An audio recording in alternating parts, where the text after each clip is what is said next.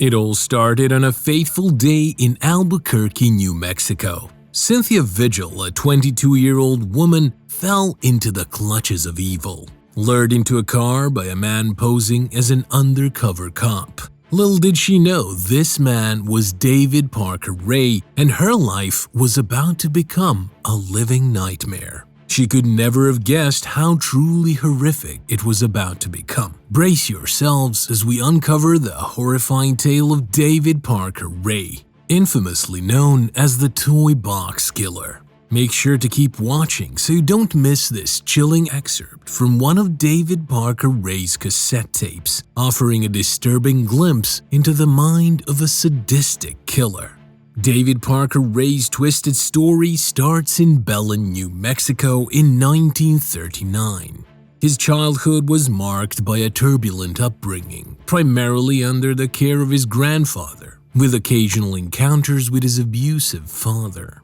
Ray faced bullying and struggled with shyness around girls, which later led him down a path of substance abuse. After serving in the U.S. Army and receiving an honorable discharge, Ray had a string of failed marriages and found employment as a mechanic with New Mexico state parks, all contributing to the creation of the horrifying monstrosity to come. The exact timeline of Ray's criminal activities remains uncertain, but it is believed to have started in the mid-1950s. The revelation of his heinous crimes only came to light following the escape of Cynthia Vigil, and what he did to these women will haunt you in your dreams. On March 19, 1999, May brought Cynthia Vigil to his soundproof trailer, ominously referred to as his toy box. Once inside, he subjected her to unspeakable horrors. For 3 agonizing days, Ray and his accomplice, Cindy Hendy, abused Cynthia using whips, medical instruments, and electric shocks. But what made it even more terrifying was the cassette tape Ray played, detailing the unimaginable horrors Cynthia would endure. Chained to a table and stripped of her humanity, Cynthia was forced to endure unimaginable pain. Treated like an experimental dog to her malevolent captor, Ray, who demanded to be called Master, made it clear that her life was at his mercy. He taunted her, threatening to kill her as he had done to others. The sheer sadistic pleasure he derived from inflicting suffering is mortifying. You will never believe the horrendous acts Cynthia was subjected to. In a twist of fate, on the 3rd day while Ray was away, Cynthia Vigil was given a moment of opportunity. Hendy accidentally left the keys to her restraints within reach, and Cynthia seized the chance to free herself. In a desperate act of survival, she fought back, attacking Hendy with an ice pick. Naked, wearing only a slave collar and chains, she fled the trailer, seeking refuge from the unspeakable horrors she endured. A traumatized woman, battered and broken, knocked on the door of a nearby mobile home. Her savior took her in and immediately contacted the authorities. Finally, the reign of terror orchestrated by David Parker Ray was exposed, leading to the arrest of Ray and Hendy. But their sickening crimes were only the tip of the iceberg. When the authorities obtained a search warrant for Ray's trailer, you wouldn't believe what horrors they uncovered. The toy box revealed a sinister collection of instruments of torture. Whips, chains, pulleys, and surgical blades littered the floor. A gynecologist-type table stood at the center, with a mirror on the ceiling, a chilling reminder of the victims' helplessness as they witnessed their own suffering.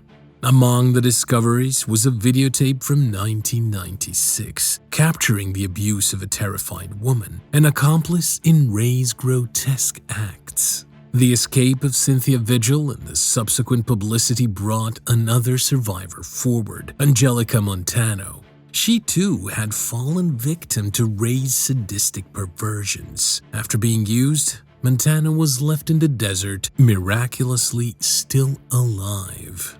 Her testimony, along with Cynthia's, strengthened the case against the Toy Box Killer. unveiling a network of accomplices and unspeakable crimes. As the investigation deepened, it became clear that Ray had assistance from his daughter, Glenda Jessie Ray, and his friend, Dennis Roy Yancey. Yancey confessed to participating in the brutal killing of Mary Parker, a woman who suffered unimaginable torment before he strangled her to death in 1997. What could lead someone to commit such atrocities? Ray's disturbing proclivities took root in his teenage years, where his fantasies revolved around the brutal abuse of women. At the age of 14, Ray's sister stumbled upon his sadomasochistic drawings and explicit bondage imagery, causing a deep rift between them. It is believed that Ray began assaulting women during his adolescence based on his own statements. In a chilling recorded message from July 23, 1993, Ray boasted about his long history of crime, claiming that he had been violating women since he was old enough to indulge in self-gratification, subjecting them to bondage. He even confessed to his first wife that he committed his initial act of homicide in 1957, where he allegedly kidnapped a woman, tied her to a tree, and sadistically abused and killed her. However, authorities were unable to substantiate the veracity of his claims, leaving these allegations lingering in the realm of uncertainty and horror. You won't believe how many murdered women are still unaccounted for by this single man. Within the chilling transcripts of his tapes, David Parker Ray delved into the disturbing methods he employed to maintain control over his captives. He described a twisted fascination with psychological manipulation and mind games. After subjecting his victims to unimaginable torment, Ray would heavily drug them using a combination of sodium pentothal and phenobarbital. These potent hypnotic drugs rendered the women highly susceptible to hypnosis, auto-hypnosis, and hypnotic suggestion. Keeping them in a drugged state for days, Ray reveled in the power he held over their minds. His ultimate goal was to brainwash them to the point where they would have no recollection of the horrific experiences they'd endured, and you would never guess how it worked.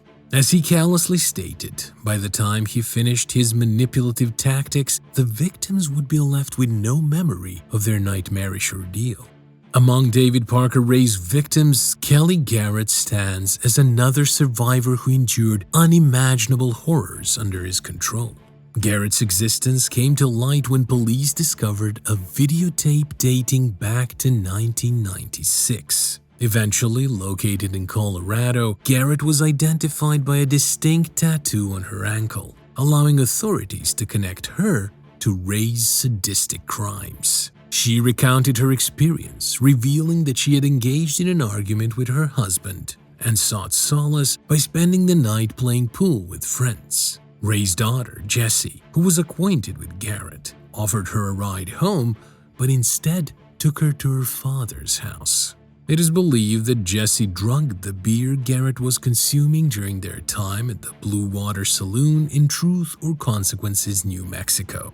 For 2 agonizing days, Garrett endured Ray's torturous acts before he eventually drove her back to her home. Struggling with the trauma and unable to provide a coherent explanation to her husband, Garrett did not contact the police. In the aftermath, her husband filed for divorce, and Garrett relocated to Colorado.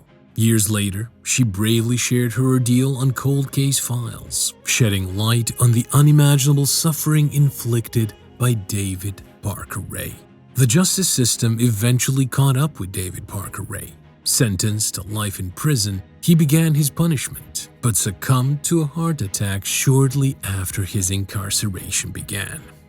However, the haunting truth remains. The full scope of Ray's crimes and the number of victims he claimed may never be known. Glenda Jean Jessie Ray, the daughter of David Parker Ray, played a direct role in the heinous crimes committed by her father. Charged with kidnapping and criminal sexual penetration, Jessie faced the consequences of her involvement in these abhorrent acts. Opting for a no-contest plea, she acknowledged her culpability in the crimes. As a result, she received a 30-month prison sentence, accompanied by an additional 5 years of probation. The legal repercussions serve as a testament to the severity of her actions and her contribution to the suffering inflicted upon the victims of the Toy Box Killer. With Ray gone, the investigation continued, fueled by the hopes of finding the missing pieces of this horrific puzzle. Evidence pointed to the possibility of countless victims, with diaries, jewelry, and personal effects found in Ray's possession. The question still burning: how many women were tortured within these walls? Despite their efforts, authorities were unable to bring justice to all those whose lives were taken or shattered by the Toy Box Killer. In the end, Ray's confirmed crimes against survivors Cynthia Vigil, Angelica Montano, and Kelly Garrett were enough to secure a life sentence. However, Ray's daughter, Jessie, received a 9-year sentence, and Cindy Hendy was given 36 years but was released early. Hauntingly, Hendy walks among us, free today. The story of David Parker Ray, the Toy Box Killer, remains an enduring nightmare in the annals of true crime. With his sadistic desires, he created a chamber of horrors where he tormented and violated his victims, leaving a trail of trauma and unanswered questions. Though apprehended and sentenced, the full extent of his crimes may never be fully known. The darkness that shrouded his life and the pain he inflicted on others serve as a chilling reminder of the depths of human depravity.